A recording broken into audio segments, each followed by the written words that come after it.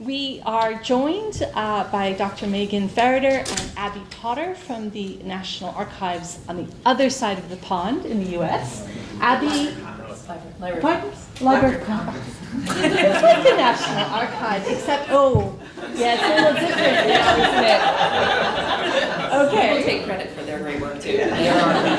Sorry about that. And Abby is literally just rolled off of a plane crossing the Atlantic, so has made tremendous efforts to be with us. So they are both involved in experimentation and innovation within the Library of Congress to encourage use of digital collections. And we're going to be hearing from them on feasible, adaptable, and shared, a call for community framework for implementing some of these things. So over to you both. Thank you very much and welcome. Thank you. Thank you. We're going to test this. Test. Can you hear us? Yes? Yes. If we stand like this, can you still hear us? Gotta sit close. We will try it. Let me just set a timer very quickly. Well, also, and thank you. It's so wonderful to be here in Glasgow. I'm a Glasgow uni grad. Glad to be back. Captain the women's football team and Strathclyde were our big rivals, so it's a little tension here today. But we will break it, and Abby is here with us now. That was a fantastic panel, and there's so much that we have in overlaps and connection, including some of our other work that we will not actually speak about today, our Computing Cultural Heritage in the Cloud initiative, and we'd love to share the outcomes of that with you all soon.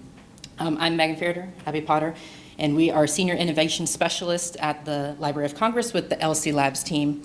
And we really are here to reflect on the ways that we've been trying to develop resources and practices along with our overlapping communities of practice, and to suggest some ways that we could create a framework for shared assessment and decision making. So I'll pass to Abby. And we'll start off with a little of, so why are we making this proposal? And we want to start off too by explaining the context of the Library of Congress a little, because it is a national library with a closed collection. You have to go to the reading room to use anything, unless it's online and digital. That's the only way that it's sort of openly accessible.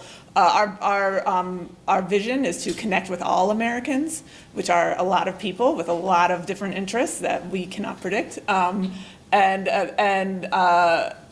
we're sort of also in the middle of a lot of modernization of our IT infrastructure, of our big sort of enterprise-wide systems. Our ILS is being rebuilt, our AV systems are being rebuilt. So there's a lot, just want to give you that context of where this work is kind of happening, and sort of why we might be going in the direction that we're going with what we'll share later. But so here, let's just move on to the next ones. Sorry. I did literally just get off the plane, so. Here, let's switch spots. And I was up all night, so it's not going to be super polished. Okay. But we're here all week, so you can come talk to us. Yeah. Okay. Does this work? Yes. No. Okay. Okay. All right. So we really look at, so this is about machine learning specifically, which is kind of a subset of broader computational access. And we really see it as kind of the next wave in of technology that libraries, archives, museums have had to deal with. So we've had to and adopted and sort of made our own. And this includes like digitization, digital preservation, and we think machine learning is this sort of next wave that's coming at us. And sort of headline up front, I think the same way that we deal with and understand and create practices around digitization, digital preservation, that's the same thing we need for machine learning. We need standards, we need documentation that are shared with the community. So that, you can go now, so that's like what this is all about.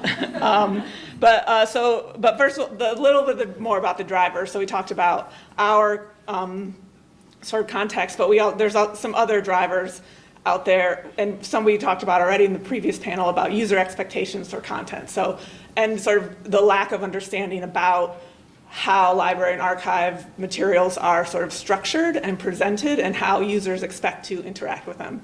There's just not a lot of overlap, and it doesn't seem to be getting more overlap. It seems to be getting less.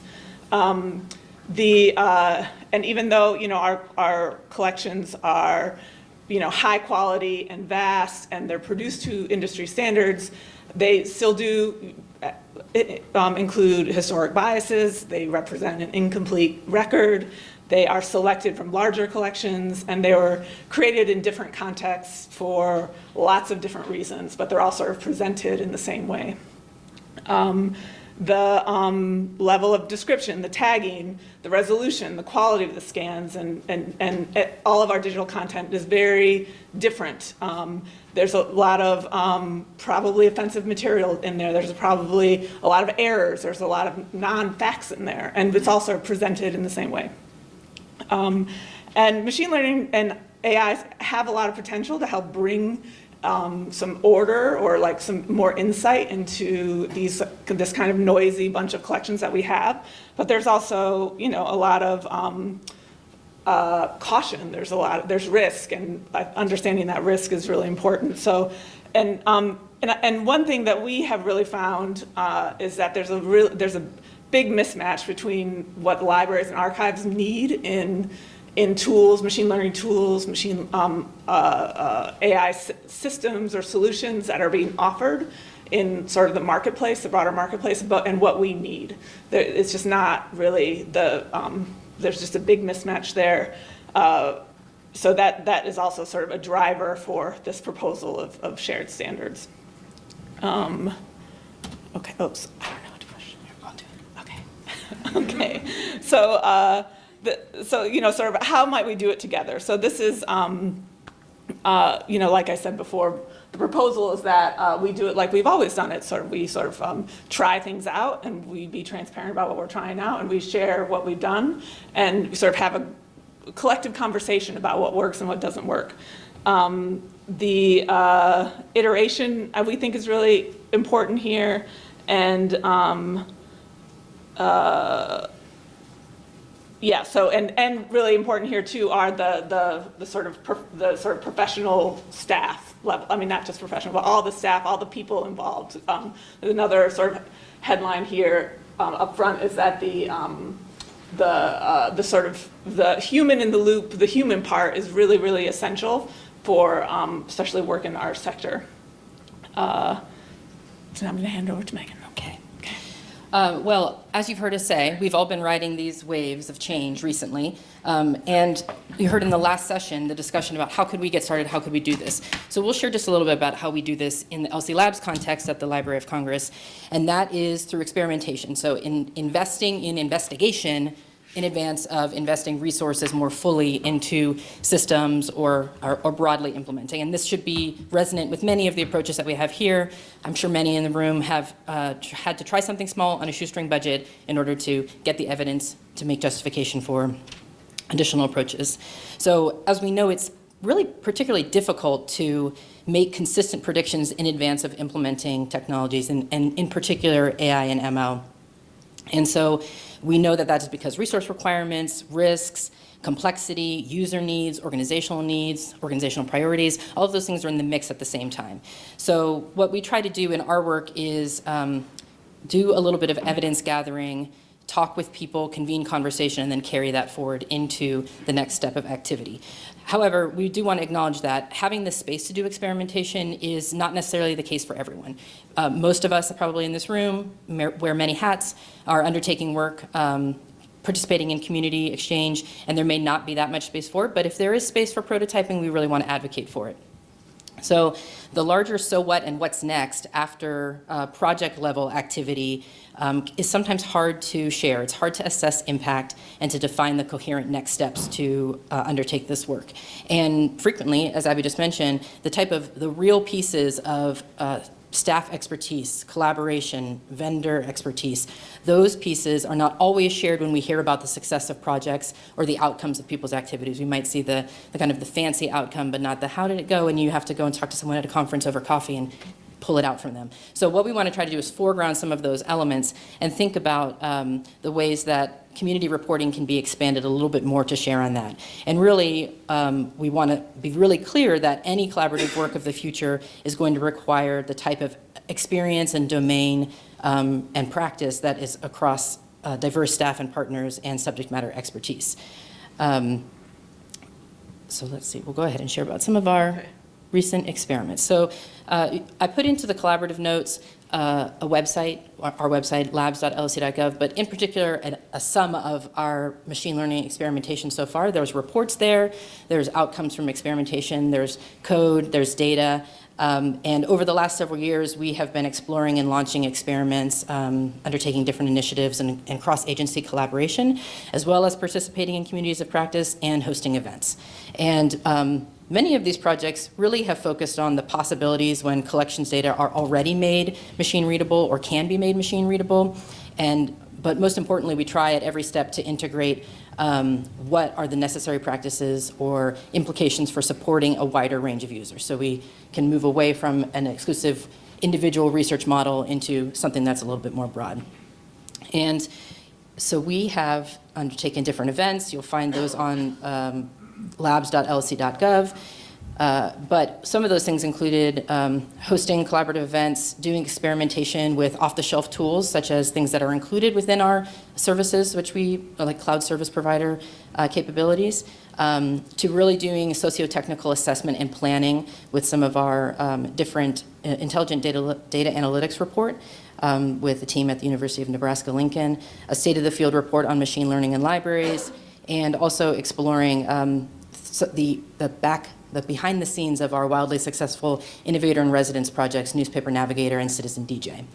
We also have undertaken more recently some work that builds on the platform of that set of activities to investigate a little bit further. So we are taking we just about to reach our 5-year anniversary as LC Labs, and what we've tried to do is at every step of the way take those recommendations forward and actually build them into our contract capabilities so that we can begin to make routine and required open documentation of code, inside view into the black box of tools that vendors may be using or work that we are adopting ourselves. And at every step of the way, it really has been imperative that we place the assessment of risk and the need for resources and collections and the people encountered at each step at the intersection of the project and our organizational objectives as well. So kind of keeping that at the forefront, centering people, including users and staff, and the subjects of digitized items, will allow us to really move forward with intention a little bit more effectively and integrate pause and reflection on the practice and answer those critical questions before we then take the next step of practice. So we'll give a nod here, some praise to our peers and community efforts. Yeah, so we, as Meghan explained with our experiments, really what we're experimenting with are the methods and sort of seeing what goes in and comes out. And it's not a system that we're building to process collections. We're not moving towards I mean, maybe in several years, that's the dream, but our experiments are not about like building a machine learning platform and processing collections right now. We're in the state of exploration, because our content is so varied and different than most commercially available, or the sort of packages that are being sold are all trained on contemporary data. So it just does not work with our historic, messy data. So we want to call out these other communities who are also looking at this same thing. One of my favorites is the National Library of France over there. They have a whole roadmap with images, which is really neat to look at. But they have a very similar sort of trajectory of sort of learning about machine learning, building skills in the organization. That's another really important aspect, and shared challenge that we don't really have a lot of skills in our libraries to sort of evaluate what's coming in and out of these systems. But they are sort of they're definitely going to be part of the systems of the future. So we have to learn about it. The one other thing I'll point out, these are all fantastic projects, but this NIST, which is in the U.S., the National Institute for Standards and Practices in Technology, NIST. So they developed this risk framework to evaluate AI systems And they are using it in systems, they've developed it for systems like healthcare and transportation and finance, they're using AI, predictive algorithms to run their systems and make decisions now. So this is a framework that the government is putting forward to help evaluate risk. And there's also a component of working with vendors in the government space to sort of have them follow a risk framework like this. Yeah, particularly because the harms and consequences of those types of systems are immediately impacting people's lives. Yeah. Okay. Okay, yeah. Okay, so I've heard questions in the last session about projects, the project level, and we have a lot of that evidence to share as well. And you come and talk with us, we'll be happy to answer specific questions. But we also want to share some of kind of the synthesis of our projects and a body of recommendations that really has been emerging as a part of that. So from our own body of work, this is a spreadsheet view of some of those recommendations. It's very small, but hopefully you can see the slides later or find them on our website as well. But many of these endeavors themselves, and again, I mentioned our work is iterative, and they really build on a group of people who came together to think about supporting digital scholarship at the library. So we had a digital scholarship working group, and the kind of fundamental takeaways from that were related to, not at a minimum, transforming the collections to make them amenable for computational uses, because not only could you support research, but you can support organizational goals with that as well. So that report's foundational findings really kind of articulated these essential needs for item-level metadata and rights assessment to enhance the ways that people could use collections and the way that our own systems can use those collections as well. And all of those approaches, of course, require human expertise and computational methods. So fundamentally, kind of the first bullet here is about surfacing shared practice. So frameworks, statements, and you may, of course, also recognize this from your own work in these types of spaces for, in your investigation of AI and ML, such as developing a statement of values and guides for decision making. We also saw kind of broadly across these sets of recommendations that there, of course, is no one-size-fits-all solution. So when it comes to using AI and machine learning or integrating those types of approaches and technologies into your organization, you will need to try to ask the correct question, find the specific problem you're trying to solve, rather than ultimately adopting a wholesale solution. And in our context, of course, we were trying to do that by experimenting with models and data and attempting to kind of capture and share accuracy and consequences of using those types of systems. Also, fundamentally across this set of recommendations, we really are seeing that we need to find ways to design responsible and engaging places where humans can intersect with the workflows and with data. And we've already undertaken a couple of experiments to think about the ways that the experience and perspective of the public can be integrated into these workflows as well. And then finally, the big broad recommendation, final big broad recommendation is that, you've already heard us mention this once or twice already, but operationalizing any of these systems is going to require a broad range of subject matter expertise. So you'll need to have more representation at the table and a diversity of perspectives and experience as well. So a couple of things really quickly, just to call out more granularly these things that are listed here. We really want to be thinking on our side about the range or the full experience of a user journey and not just the touch points. So I was really interested in hearing about the friction introduced into the experience of research. And we also know that we want to think about finding ways to tie these pieces together. So sponsoring interdisciplinary and interagency collaboration, supporting staff skills development, and also exploring the infrastructure, policy, and capacity implications of undertaking this work. And altogether, that might allow us to develop a beautiful roadmap like the BNL that we could then put on a slide. But that's one of the things we're here to talk about today. Okay.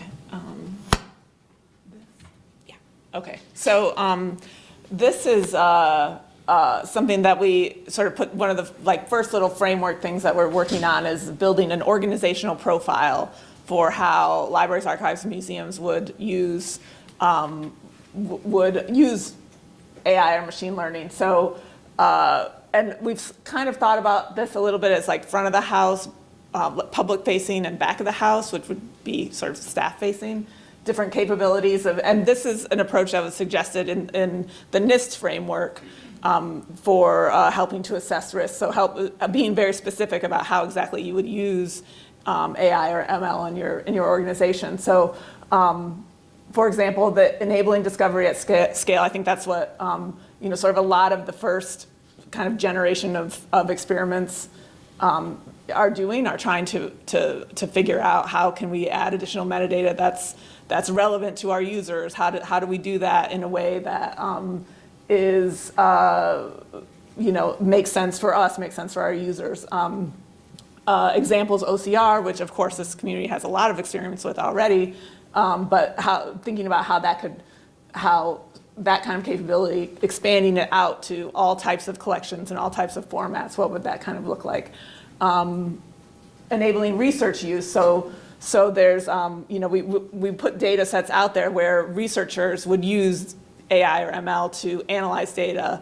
What sorts of practices or things do we want to know about that? So what kind of guides, documentation do we provide for users, and what does reference look like when we're sort of providing sort of this data and this sort of extra layers of information about the data. Whoops, sorry.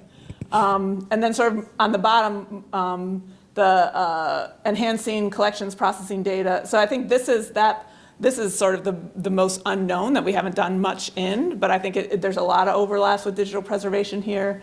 And I think that these are the kinds of things that I think like our managers get most excited about, is like how we can improve our workflows, make the systems work better. And then augmenting user services. So, users interacting with, text chatbots and speech, voice to text, question answer. So what are, just sort of thinking through how the full gamut of how our organization may use these technologies. And then going from there, okay.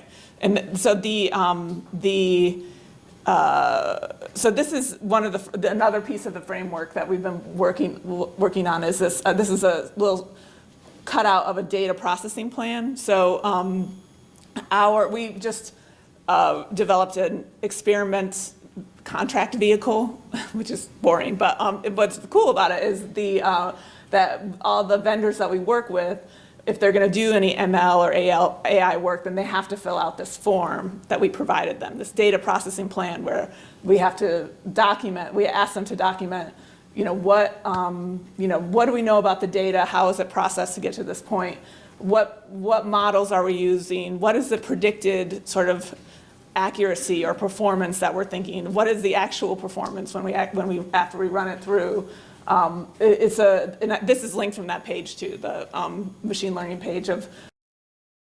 So this is, we're hoping, this is our first, and it's based on a lot of work around data nutrition labels that are kind of out there in the AI ML field, and ML model cards. So it kind of mushes those together and asks like more provenance questions for us. But there's probably more in here, once we use it a few times and get feedback from vendors and get feedback from you all to see what elements of this are useful. But another comment about it, that right now this is work that's being undertaken by vendors, but eventually if this work is undertaken inside our organization, we could use this type of documentation to improve staff literacies and skills as well, and to have people ask better questions about the technologies that they are using. And we're not sure like where the actual landing place of all this data would be. We're also, with CCHC, we're experimenting with collection cover sheets that would go with data sets and things like this. So we feel this is very kind of version 0.3. It's very early. And then another sort of piece of this framework is this assessment spreadsheet that we're working on. This is just a little piece of it too, but I think it kind of gets at a lot of what you all were talking about during the panel of trying to get very specific about analyzing, talking about what the risks for users, what the benefits for users, benefits and risks for staff, benefits for the organization, and risk for the organization, because they can all be very different. We started up this path after working on our Humans in the Loop experiment, where we did user research, and our vendor AVP developed something like this to help us sort of think about the different workflows that they were experimenting with. And one example of sort of how you could fill this out was we were looking at telephone directories and what could we do with AI or ML with these telephone directories to make them more accessible for the public who are doing genealogy research or something. So and we were sort of stepping through the risks and benefits, and we decided to focus on business listings instead of personal listings, because we thought it would be risky if some people were still alive or had PII that was still active, and that seemed risky, that we didn't really want to go there in this little experiment. So we shifted to just experiment with the business listings, for example, but that were before 1940. I forget what the date was, but so just sort of, and then documenting that kind of choice and kind of this assessment thing. Yeah, it also included a discussion and basically a worksheet to try to think about what are the mitigations for these risks as well, including, in this case, including subject matter experts or other people who could engage with users who might want to look at the data or engage with it in different ways. Yeah, and this is a bigger spreadsheet. Part of it is asking whomever would fill it out. We would think like this would be a staff person that would fill this out, who's planning an ML project or an ML experiment, and this would be something they would fill out as they are planning it. And it starts with the sort of just describing what it is you're trying to do, and asking for user stories, like, Brian wants to find his relatives in the telephone, just very basic stuff like that, and then sort of following it all the way across. So that's one. Skip this one. Okay, we'll skip this one. So we can go to this. Okay, sorry. Those last ones, they're very interesting. It's talking about how do we feel and convert feeling into action. So we can tell you about that later. Yeah, but we're running out of time. So One. so We'd like to leave space for questions. And so this is all very drafty, but I think after doing these experiments, we've come to this we have these things that we want to sort of work on with other people, and that's why we really wanted to bring it here first, because we are really inspired by the NDSA levels of digital preservation, because it's very simple way to sort of communicate sort of complex decisions in this complex space. And so that was sort of in our mind as we sort of were putting these together. Also, the FAGI guidelines, because those are very specific about and are something that is a shared resource that we can all sort of share with vendors, and that would sort of be the next step in my dreamland. But so this is all very notional. But it sort of is looking at, so this first layer is coming from that organizational profile, that sort of enabling discovery at scale, and then the actual experiment that's done. Yeah, you should talk about the rest of it. Yeah. Oh, yeah. We will wrap up in just a moment, but just to say what we can see here is if we were to make this into a framework and allow people to see themselves in the journey, that's where we can begin to map so many of the incredible resources that are being created and shared right now, for example, the Beginner's Guide to Computation, because that is a place where people could say, oh, I'm at this step and I can pick up this set of resources and not have to maybe do the whole scan, 360 scan of all resources, and thinking about those examples of community effort and a place to share. It could be where you just hang things into this sort of framework, which we want to develop collaboratively. We just put some colored boxes on a slide for you. Okay, well, thank you for letting us share about this. We have many more conversations we'd like to have with you, but we also want to really say that we really are excited to be here because we think the bigger we in the room here, have the skills and expertise, the right questions, the critical competencies to come together to create these type of framework, and we've done it before in different contexts. So we are hoping that some of the examples of experimentation that we've undertaken with LC Labs will be valuable to you, and that we can find some other opportunities to chat soon. So we have, I think, 4 minutes remaining in the session. So would anyone like to ask a question?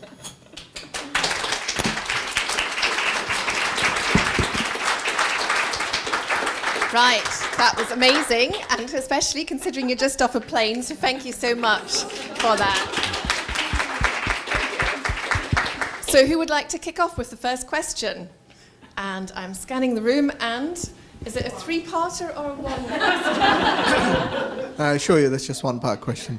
Have you given any thought to using machine learning and AI for more sort of core preservation-related activities? For example, assessing technological obsolescence, preservation planning, for example, risk analysis. I'm sure you probably have, but just you know. Yeah. And frame it in the digital strategy context. Yeah, I mean, we have not done experiments in that. I think we would be, one part of this new contract for experiments that we are working on is that now just not just us can experiment, but now every unit in the library can. And yeah, go ahead. Yeah, the other framing is our work is to do the kind of preliminary first step of investigation, but our work is happening in support of a broader digital strategy at the library, and now digital practices, of course, are throughout the library. The digital strategy call-outs that were part of the digital strategy are now being articulated in other parts of the library. So we have heard from our colleagues that they have keen interest in this, in these types of preservation assessment, various types of assessment activities. And I think what we can try to convert here are the broader recommendations that we've surfaced in our experiments, because they're not talking about adopting a specific tool or technology, but rather the approaches or the key questions to ask. So that is what we think is the contribution in the first step as our colleagues are undertaking this work. Any further questions? We've got time for one more.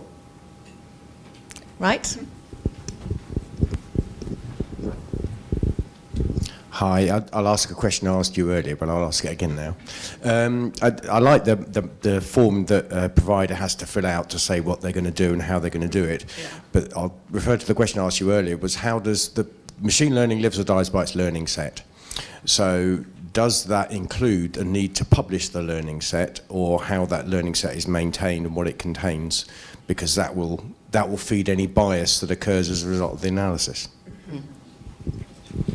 Yeah, I mean, we don't have that's another recurring recommendation across the field is to share the training data, to like create specialized training data for specialized library, archive, museum content and share it. And we definitely agree with that. We have sort of imagined, so the data processing plan does not ask for a description of the data, what it would be trained for, what it would be used for. Was it used as training data? Is it target data? Is it validation data? But it's not like linking to a data set. But I think those conversations are happening in AI for LAMs. That's a group that is actively sort of thinking about that. And there's a platform called Hugging Face that people do that, share training data and models and sort of what's happening. And National Library of Norway has done a lot because they have, digitized their whole collection. So they are very active in looking at how to use machine learning to help with their sort of scale issues. Yeah, I'll just close out by saying I think for our work, we share everything that we do openly. So we have everything from the data to the code that was used to develop it. We share that on GitHub. But increasingly and more importantly, once that data is openly available, it can be used in other repositories. The challenge is ensuring the context about that transformation of data, that is accompanying the data as it's shared in other places. So we want to think about, as we do this step of work and make our pieces of the puzzle available, how do they end up in places where people are already? So the great example of being in the Wikimedia ecosystem, or being in other places that information can be used, and that those resources bring people back into our context. So we can have dialogue and conversation with users who are looking at using portions of our training data or other sorts of documentation as well. Right, thank you very much.